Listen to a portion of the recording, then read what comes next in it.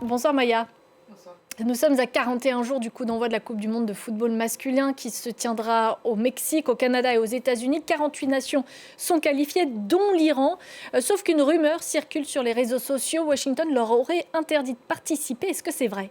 Et les États-Unis, selon cette rumeur, voudraient même remplacer l'Iran qualifié par l'Italie, non qualifiée pour la 3e fois consécutive à la Coupe du monde, comme vous pouvez le voir sur cette publication traduite automatiquement en français. Alors la rumeur semble dingue et pourtant, elle se base sur de véritables propos d'un véritable officiel de l'administration Trump. Son nom, c'est Paolo Zampoli, il est d'origine italienne et il confirme au Financial Times avoir proposé ce remplacement dernière minute à Donald Trump et puis au président de la FIFA, c'est-à-dire Gianni Infantino.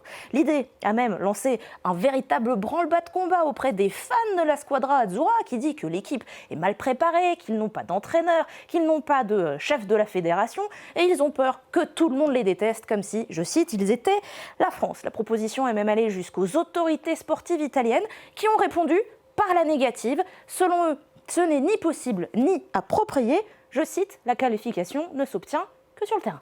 Alors c'est sûr que l'équipe iranienne participera bien à la Coupe du monde 2026 ? C'est toute la question, mais le chef de la FIFA a répondu à Vancouver, donc au congrès de l'organisation, en disant que c'était certain, que l'Iran allait participer au tournoi et qu'en plus l'Iran jouerait tous ses matchs comme prévu aux États-Unis. Depuis, Donald Trump aussi a dit laissez-les jouer au final. Il est OK avec cette idée, étant donné que, selon lui, elle vient de son ami, je cite, Gianni. Pourtant, en mars dernier, ce n'était pas exactement le ton employé par Donald Trump sur son réseau Truth Social, vous le voyez ici.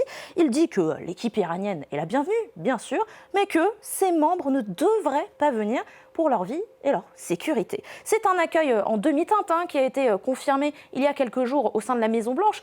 Aux côtés de Donald Trump, vous allez voir Marco Rubio, le secrétaire d'État, qui, sur cette question, dit que l'équipe iranienne sera la bienvenue, encore une fois, mais que les États-Unis bloqueront toute personne, je cite, ayant des liens avec les gardiens de la révolution islamique. Donc au final, selon Marco Rubio, si l'Iran ne vient pas aux États-Unis, ne participe pas à la Coupe du monde, ce sera uniquement de son fait. Il faut rappeler en tout cas qu'il y a un certain nombre d'exemptions qui existent pour les athlètes. Vous le voyez ici dans les restrictions édictées par les États-Unis, mais que les fans, en tout cas, de l'Algérie, le Cap-Vert, la Côte d'Ivoire, le Sénégal et la Tunisie, pour venir voir leur équipe, devront payer une caution jusqu'à 15 000 $. Et du côté des Haïtiens et des Iraniens, c'est carrément foutu. J'ai envie de dire, ils ne peuvent pas venir sur le territoire des États-Unis, à part, encore une fois, ces exemptions, si vous êtes un athlète ou si vous êtes membre du staff. Donc théoriquement, les athlètes peuvent rentrer sur le territoire américain, mais on l'a vu il y a quelques jours lors de ce fameux congrès de la FIFA au Canada, cette fois, la délégation iranienne n'était pas présente. Pourquoi ? Pour des raisons de visa. Ils ont refusé de rentrer au Canada parce qu'un membre de leur groupe n'avait pas reçu son autorisation de rentrer. Et de son côté, l'Iran a beaucoup de fois dit que peut-être ils allaient boycotter ce tournoi, qu'ils allaient boycotter peut-être les matchs uniquement au sein des États-Unis. Ils ont demandé une délocalisation au Mexique qui a été refusée par la FIFA. La fédération iranienne, pour l'instant, elle dit qu'elle sera présente aux États-Unis et qu'elle y arrivera dans ce pays à partir du 10 juin prochain.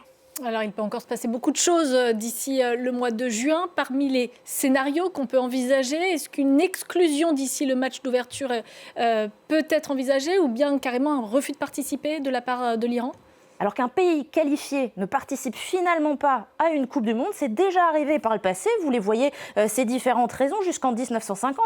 En 1930, il y a par exemple l'Égypte qui avait manqué sa connexion, son bateau pour aller en Uruguay. À l'époque, il n'y avait pas beaucoup de solutions alternatives, mais depuis 1950, pas d'autres cas d'équipes qui ne participent pas malgré une qualification. Et puis l'année dernière, la FIFA a changé ses règles, vous les voyez derrière moi, et a publié un article qui parle de force majeure. C'est-à-dire que si jamais il y a un abandon ou une exclusion, la FIFA, elle peut faire à peu près ce qu'elle veut, tout simplement. Il y aurait donc deux possibilités selon les experts, notamment du foot et puis du droit du foot, créer un inédit groupe de 3 au sein du groupe où il y a actuellement l'Iran, ou alors sélectionner une équipe remplaçante. Et là, évidemment, la question, ce serait laquelle ? Selon toute vraisemblance, il faudrait se tourner vers la Confédération asiatique dont fait partie l'Iran. Et là, l'équipe qui pourrait être qualifiée, c'est les Émirats arabes unis. Entre-temps, il y a des manifestations qui ont eu lieu à Vancouver pour pousser la FIFA à exclure exclure l'Iran. Il y a eu un précédent beaucoup plus récent que les équipes qui ne sont pas présentées à une compétition. C'est la Russie en 2022 suite à l'invasion russe de l'Ukraine qui a été interdite de compétition internationale et qui n'a pas participé à la Coupe du Monde de football au Qatar en 2022. Une interdiction que Gianni Infantino envisage désormais de lever car il pense qu'elle n'a rien apporté. Alors pour l'instant, où est-ce qu'on en est avec l'Iran ? Eh bien, j'ai envie de dire statu quo, le programme, il reste celui-ci. L'Iran qui va jouer contre la Nouvelle-Zélande, puis contre la Belgique à Los Angeles, puis direction Seattle, toujours aux États-Unis pour jouer contre l'Égypte. Donc tout ça dans le groupe G. Si l'Iran finit second du groupe G et que les États-Unis finissent second de leur propre groupe, qu'est-ce qui se passe, Marion ? Surprise, les deux vont s'affronter et ça, ce sera au Texas, donc toujours aux États-Unis. Et on imagine que ça fera de fortes audiences. Merci beaucoup, Maya, pour cette chronique Info Intox. On reste aux États-Unis avec cette autre